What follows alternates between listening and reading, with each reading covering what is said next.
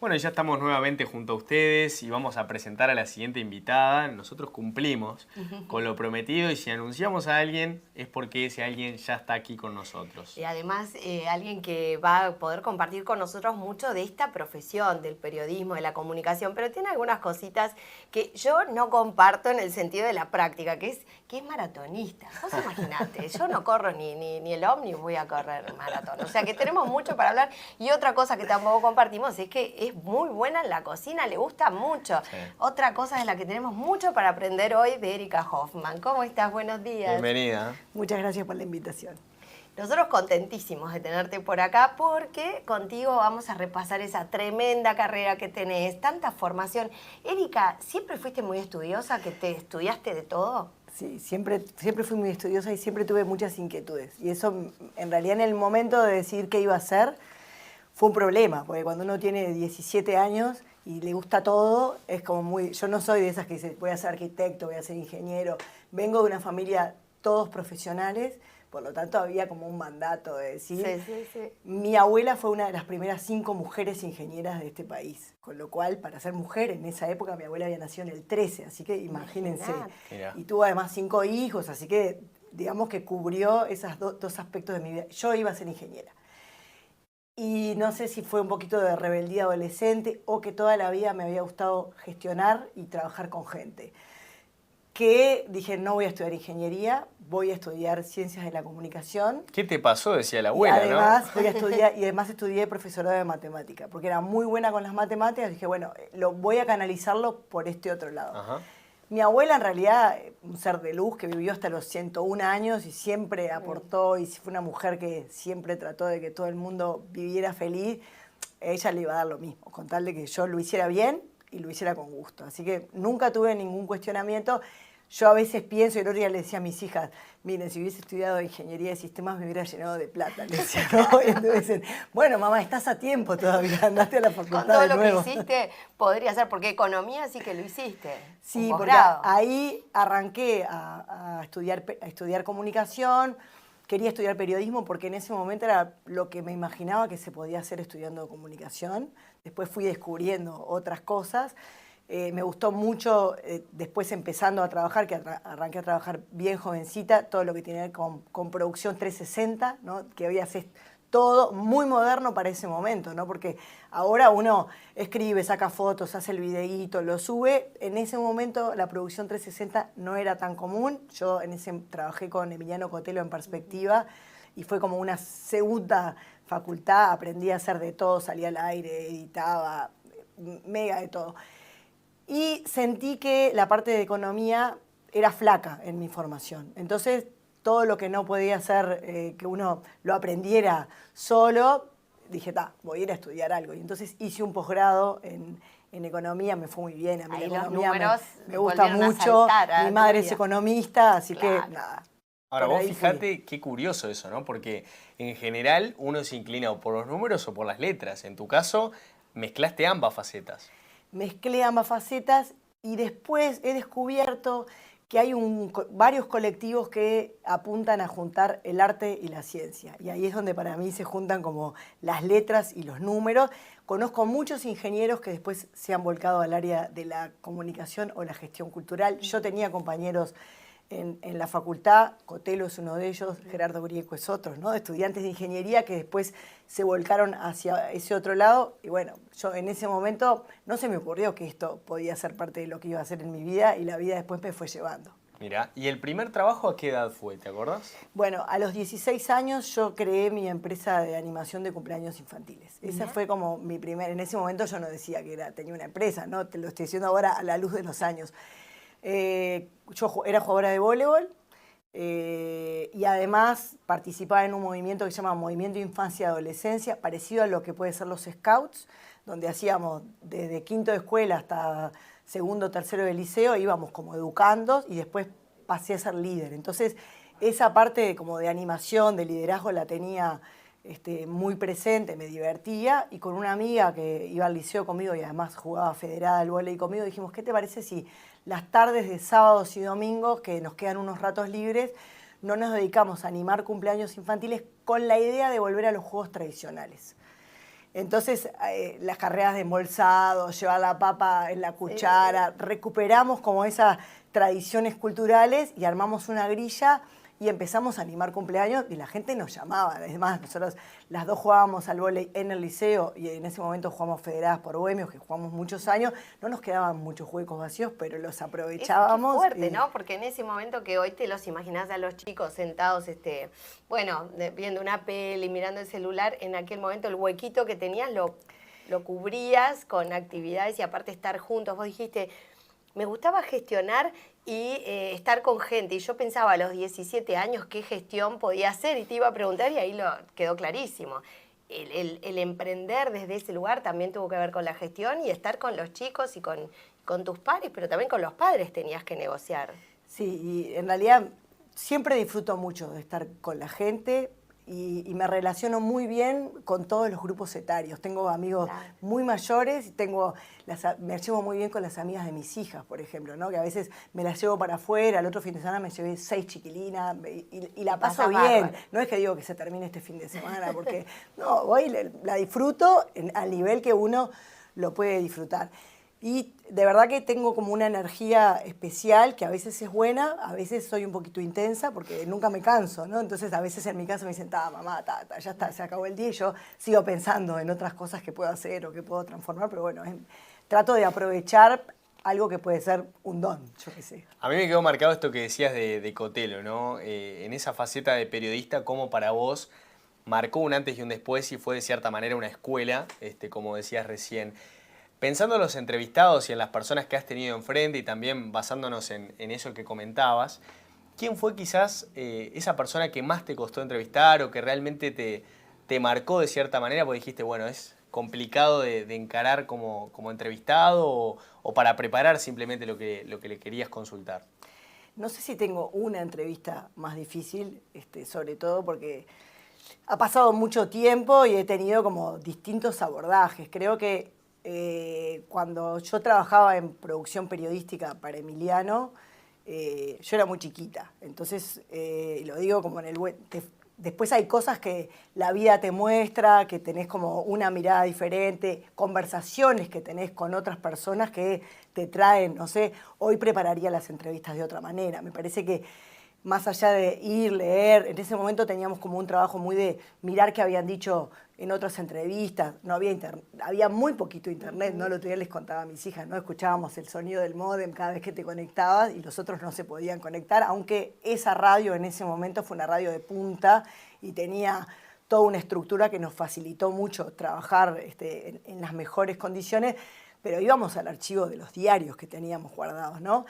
Hoy, gran parte de las cosas, y lo hago cuando hago producción, y lo hago cuando hago abordaje de temas, o me tengo que meter en temas que no domino demasiado, la conversación con otras personas que saben más que yo del tema es lo que más me facilita. Después, no sé, he entrevistado presidentes, ¿no? Ahora cuando estuve involucrada en este documental que queríamos hacer y que quedó en pausa de los 15 años del gobierno del Frente Amplio, y ahí me tocó entrevistar a Mujica, me tocó entrevistar a Tabaré Vázquez, me tocó entrevistar a Danilo Astori, y ahí yo creo que lo más difícil es como romper la barrera del respeto, ¿no? Esa cosa de decir, bueno, hay como una asimetría de posiciones y lograr hacer que la otra persona se sienta de igual a igual y converse como de living, que eso es donde salen como las mejores conversaciones, las más francas, las más reflexivas y las más genuinas, que no son las que uno está preparado para responder. ¿Y qué tal esas experiencias con Mujica, con Vázquez, con Astori? ¿Cómo te fue? Muy bien, en realidad yo los conocía de antes, ya como periodista había estado en contacto con ellos, o sea, no era que era la primera vez que los veía, en realidad los tres fueron grandes entrevistados y en realidad es un honor para uno haber dicho, bueno, tuve la posibilidad de entrevistarlos, tuve la posibilidad de conversar mano a mano con ellos, así que todo lo que tengo para decir es fenomenal. Y también pasaste un periodo por el Sodre. Y ahí estuviste al lado de otro grande que era que es Julio Boca. ¿Cómo fue esa experiencia en el Sodre? Ahí también seguramente profundizaste el vínculo con Gerardo Grieco, con quien hoy también trabajás. Contame un poquito de esa experiencia en el Sodre, también que tuvo mucho en tu periodo que ver con esto de mostrar al Sodre de una forma distinta, hacerlo llegar a la gente. En realidad fue un periodo increíble, ¿no? Fueron 4 años integrando el equipo de dirección del auditorio del Sodre. Tuvimos la buena mirada de subirnos a esa nave que Julio Boca ya tenía volando. Es decir, ya había un impulso que Julio con mucho trabajo había logrado hacer. En eso también hay una mirada muy grande del presidente Mujica en ese momento y del ministro de Educación y Cultura, Ricardo Ehrlich, que vieron la oportunidad y le dijeron a Julio, lo invitaron a Julio y armaron eso que fue genial, porque posicionó al ballet y posicionó al Sodre en otro lugar para Uruguay y para el mundo, ¿no? Lo democratizó el acceso, ¿no? Acuérdense que el nivel de venta de entradas, cuando hicimos una de las memorias para el auditorio del Sodre, era algo así como 17.000, lo estoy diciendo de memoria, pero más o menos en todo el año, en toda la danza, ¿no? 17.000 entradas que se vendían. ¿A cuánto llegaron? Pero, o sea... Porque no era nada eso. La primera vez que Julio quiso hacer una función, y yo no estaba, porque en realidad yo entré después, tuvieron esa discusión de que Julio decía quiero hacer 9 funciones y le decían Julio estás loco, estás chiflado. 9 funciones del ballet. Pero era impensable. Era una cosa impensable. Y era impensable que la gente sacara con anticipación las entradas, ¿no? Yo ayer fui a comprar el abono. Algo que sí, que es un producto de la gestión que hicimos con Grieco y con todo el equipo de dirección. Es decir, eso también marca un cambio en la cultura de consumo del uruguayo que hace que también otros espectáculos puedan venir y uno los pueda comprar con anticipación. Pero para volver a la pregunta original que me hacías, en realidad trabajar con Julio Boca fue otro de las grandes oportunidades que me dio la vida, ¿no? Julio es un gran profesional, es un tipo genial, en realidad nosotros desarrollamos una amistad, porque además lo que pasó en ese periodo es que hubo un grupo de directores muy comprometido con la gestión, o sea, trabajábamos 18 horas al día, eso hay que decirlo, ¿no? Es decir, esos cambios, esos saltos en la gestión solo se hacen con mucho compromiso. Y el compromiso tiene que ver con horas trabajadas, con pienso, con tratar de hacer las cosas diferentes, con no cumplir un horario, ¿no? Y menos en un teatro, donde en realidad tenés que estar en un momento para recibir a un artista que llega a las 6 de la mañana y después tenés una función en la otra punta del día, ¿no? Entonces, creo que lo más, si yo me decís, ¿cómo describirías lo que pasó en ese momento? Nosotros estamos muy orgullosos de haber dejado esa gestión en ese lugar, pero sobre todo de haberle mostrado a los uruguayos que en este país se pueden hacer cosas de primer nivel con los recursos que tenemos. Es decir, no necesitamos toda la riqueza del mundo para poder hacer cosas de calidad, sí se necesita trabajar con estándares de primer nivel, con compromisos de primer nivel, y ahí se puede hacer la diferencia. Sí, a veces da la sensación, Erika, no sé si lo has analizado también, pero como que hace falta un cimbronazo o ese tipo de irrupciones en el ámbito de la cultura para que el uruguayo tome conciencia de lo rica que es la oferta. Y yo recuerdo, por ejemplo, otra de las iniciativas en las que estuviste subida hace no tanto, que es la plataforma Voy, aquello que te mostraba, bueno, resumidamente lo que eran las propuestas culturales que había en nuestro país. Vos podías incluso filtrar por interés, por locación. Contale un poco a la teleaudiencia de qué se trataba y bueno, cómo te metiste también en eso relacionado a la cultura. Voy es una plataforma que lo que quiere es agregarle valor a todo lo que se hace en Uruguay y entonces que uno, si quiere saber o planificar qué va a hacer dentro de 15 días o saber cuál es el mejor plan que tiene para hacer esta noche, de acuerdo a sus gustos, de acuerdo a sus posibilidades, de acuerdo a lo que quiere hacer, y esto quiero decir, no me quiero mover del barrio. Quiero ir a la Ciudad Vieja, porque después me quiero quedar tomando algo así. O que sea gratis. O quiero ir con mis hijos. O tengo ganas de hacer algo al aire libre. Bueno, todos esos filtros te permiten encontrar tu mejor programa. Eso desde el punto de vista del consumidor, del usuario, ¿no? Pero desde el punto de vista del artista o del productor es una posibilidad de visibilizar, ¿no? ¿Cuántas veces hemos dicho, cómo no me enteré de esto? Y en la otra punta está el artista que necesita que la gente se entere de lo que está haciendo, porque si no, no se produce el milagro, ¿no? Es decir, si no se junta lo que uno tiene para dar y lo que el público va a recibir, no ocurre el milagro. Entonces, lo que dijimos es, tratemos de generar una plataforma que junte esas dos puntas. Y en eso hemos ido trabajando. Hoy es una plataforma que es muy difícil tener una plataforma actualizada con todo. Dificilísimo, porque hay mucha cosa. Hay mucha cosa. Claro. Lo que tratamos es de sumar todo lo que se pueda, que además la gente tenga esa dinámica de decir, quiero que subas mi contenido, y entonces eso facilita, porque todo lo que pueda ser autogestionado puede estar ahí.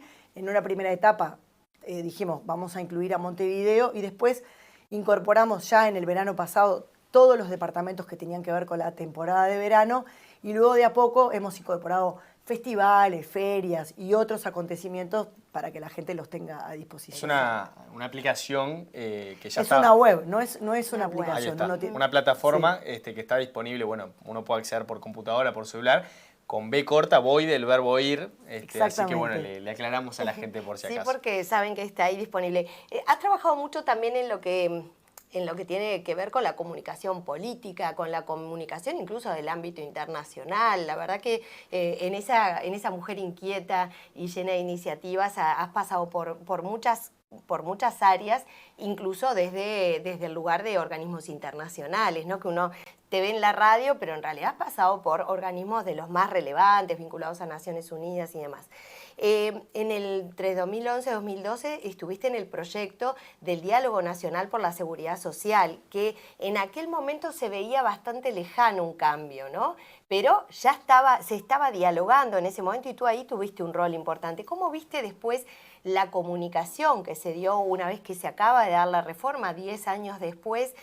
¿Cómo viste ese proceso? ¿Cómo viste el resultado? Y sobre todo, porque yo he notado mucho la diferencia que ha habido en otros países cuando hubo reforma de seguridad social. Bueno, Francia es un claro ejemplo de cómo la comunicación y la gestión de la crisis falló mucho en comunicación.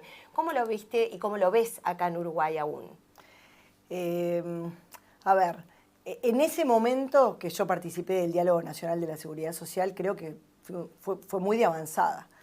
Fue muy de avanzada y se generaron unos documentos que para ese momento fueron muy buenos, y sobre todo se creó un ámbito social de conversación que permitía que desde los distintos lugares cada uno pudiera hacer confluir su pensamiento, no para defender solamente su bien individual o colectivo, es decir, para salir de los corporativismos que existen, y está bien que hasta cierto lugar participen porque es lo que permite atender las necesidades de cada uno de los grupos, pero que al final hubiera un bien común. Y el bien común, la seguridad social sin bien común no funciona, ¿no? Porque en realidad gran parte de los aportes de la seguridad social tienen que ver con lo solidario. Entonces, a mí me parece que hoy necesitamos un diálogo social, sobre todo que ayude a pensar cómo va a ser el mundo del trabajo futuro. Porque creo que hoy estamos poniendo algunos parches sobre el sistema de seguridad social que son necesarios porque tiene que ver con los cambios poblacionales que tiene el mundo y en particular Uruguay. El último censo lo ha dejado a la vista. No podemos tener un sistema de seguridad social que se funda y que después no pueda atender a las necesidades que tiene la población del país. Pero a la vez tenemos un desafío muy grande, que es decir, bueno, ¿cómo nos pensamos a futuro? Es decir, hay un montón de formas de trabajar actuales que no están concebidas en el mundo de la seguridad social. Y si no trabajamos sobre ellas, dentro de 5 años vamos a tener que volver a hacer una reforma de la seguridad social. Entonces, creo que deberíamos propender a un diálogo social que no solo trabaje sobre los aportes, la edad de jubilación, que son muy importantes, el rol de la mujer, el rol de los cuidados, ¿no? Cómo hacemos para juntar las dos puntas, cómo ayudamos a sacar a la infancia de la pobreza, porque el rol de la seguridad social también está ahí. Cómo hacemos que gente hoy no está capacitada para entrar al mercado laboral, porque hay muchos que no terminaron la escuela, tenemos muchos analfabetos por uso, es decir, porque dejaron de utilizar y entonces no terminan de saber leer o leen y no saben comprender, que es casi lo mismo que no saber leer. ¿Cómo atendemos todas esas situaciones que son las que van a hacer después que vivamos en una mejor ciudad, en una mejor sociedad en la que todos podamos ser más felices? Que al final del día creo que es lo que más importa. Es el propósito. Sí. Yendo a lo que estás hoy, Erika, hace muy poquito tiempo veíamos un proyecto, yo no sé si la gente habrá estado 100% metida, pero lo recuerdo por si acaso, que se llamaba Campo de Sueños. Era esa organización donde se pusieron 2023 pelotas en lo que era la cancha del Estadio Centenario, 2023 pelotas reales, donde la idea era que bueno, cada niño pateara una pelota justamente corriendo atrás de su sueño. ¿Seguís en eso? ¿Cómo te impactó ese proyecto también? ¿Qué historias de niños conociste, por ejemplo? Nosotros en Tinker, que es la empresa que hoy tengo, Sí. tratamos de que cada año tener como un proyecto emblemático, ¿no? Que aporte a la mirada, a la discusión, a la agenda pública, a la agenda política. No podemos encuadrarlo, primero porque este país es muy chiquito, no se puede inventar todo de cero y a veces tiene que ver o con lo que marca la agenda y las oportunidades que abre la agenda y con otro tipo de oportunidades que van surgiendo. En el 19 hicimos la exposición de la basura plástica del océano, no sé si la recuerdan, sí, en la sucursal del Banco República, Sí. esa Imponente, sucursal majestuosa, hermosa, y eso coincidía con la necesidad que teníamos, entraba en vigencia la prohibición de la continuidad de uso de bolsas de nylon en los supermercados. Y eso marcó un cambio en el uso que hacemos nosotros cuando vamos hoy a hacer las compras, ¿no? ¿Quién iba a pensar hace 4 años que íbamos a volver a la chismosa? Y uno hoy tiene una chismosa en la guantera del auto, en la valija, la gente va con la chismosa bajo el brazo del supermercado, porque no solo porque le van a comprar la bolsita, se la van a cobrar, sino porque es una responsabilidad de cada uno y no quiere llenarse el mundo de nylon, ¿no? Hemos aprendido que los cambios que podemos hacer cotidianamente todos tienen que ver después con un cambio más grande. Bueno, mismo después en la pandemia ustedes también lideran un proyecto de conciertos en vivo, pero sin que sean presenciales, ¿no? Bueno, ese fue como nuestro proyecto de ese año. Decimos, bueno, llegó la pandemia y la agencia nuestra que trabaja con temas de comunicación y de gestión cultural perdió la mitad de su facturación. Claro. Dijimos, bueno, ¿qué hacemos? O nos fundimos y nos ponemos a llorar y decimos, qué tremendo, o decimos, bueno, ¿cómo nos acomodamos a esta nueva realidad? Y ahí hicimos 2 cosas. Uno, pensar qué cosas se podían acomodar y surgió la idea de Conciertos Tinker aprovechando un fondo que hubo de la ANI, que fue muy inteligente de fomentar proyectos culturales también para atinar un salvavidas a todos los que, todos los que estaban viviendo eso. Entonces dijimos, bueno, en este momento, además de nos tenemos que quedar en casa, no nos podemos encontrar con otros, no podemos ir a compartir cultura, que es uno de los grandes salvadores, ¿no? De decir, bueno, escuchar música es algo de que uno le hace un cambio de ánimo genial, ¿no? Entonces dijimos, bueno, ¿qué podemos hacer para impactar en la medida de nuestras posibilidades en esto? Y pensamos en unos conciertos que pudieran ser por streaming. Presentamos ese proyecto a los fondos de ANI, lo ganamos y salieron los conciertos Tinker, que fueron 4 conciertos por streaming, los 4 lunes de mayo, salvando el 1 de mayo, que había sido el lunes, todos los lunes siguientes, los viernes fueron. Teníamos conciertos Tinker y entonces era como un estreno en el que todos compartíamos y tuvimos grandes artistas nacionales que en ese momento también necesitaban cobrar algo para poder... Y sobre todo comulgar con su público, porque no se olviden que para el artista eso es fundamental. Y entonces participaron en esos conciertos Luciano Superviel, Hugo Fatoruso, Florencia Núñez y Malena Muyala, a los que les agradecemos eternamente porque también supieron leer ese momento y enseguida dijeron, sí, estamos con ustedes, nos sumamos. Un momento difícil, donde eso era innovador, porque después lo vimos más seguido. Ahora nos parece que no era innovador, pero en aquel momento era todo nuevo. ¿Cómo va a ser el formato? ¿Va a haber gente? ¿No va a haber gente? No podíamos estar en la casa del artista. Claro. Porque habían restricciones. Entonces dijimos, bueno, tenemos un desafío con esto. Entonces le pedimos a César Lamstein, que en realidad es un socio nuestro también, trabajaba en el auditorio y ahora para todo lo que tiene que ver con audio y sonido trabajamos muchas veces con él. Y él ideó un sistema de cámaras con celular para instalar en la casa del artista que se monitoreaban desde un móvil, desde una camioneta que estaba en la vereda, afuera. Afuera de la casa. Entonces hacíamos como toda esa instalación y teníamos una persona, por las dudas, que se cortara la transmisión o pasara algo, porque tampoco en algo que financiaba el Estado no podíamos no cumplir con la normativa a la que todos estábamos obligados. Totalmente. Y ahí me parece que ¿cuál es la enseñanza? Además de que fue preciosa experiencia, es decir, cómo uno puede hacer poniendo la creatividad al servicio de lo que necesita resolver. Y no necesariamente, lo mismo, no fueron grandes sumas de dinero de las que disponíamos. Bueno, pero lo resolvimos y en realidad el público lo recibió de una manera grandiosa. Fue maravilloso. Con esto de Campo de Sueños, en realidad recibimos la llamada de una persona que trabajaba en el consulado de Finlandia, que nos dijo, nos gustaría traer esto que hicimos ya en Roma. Este proyecto del 2023. Sí, Campo de Sueños, a Montevideo. Ahí está. Por el rol que juega el fútbol, por lo que significa. Y entonces, listo, dijimos, sí, perfecto, nos encanta, pero necesitamos hacerlo en el Estadio Centenario.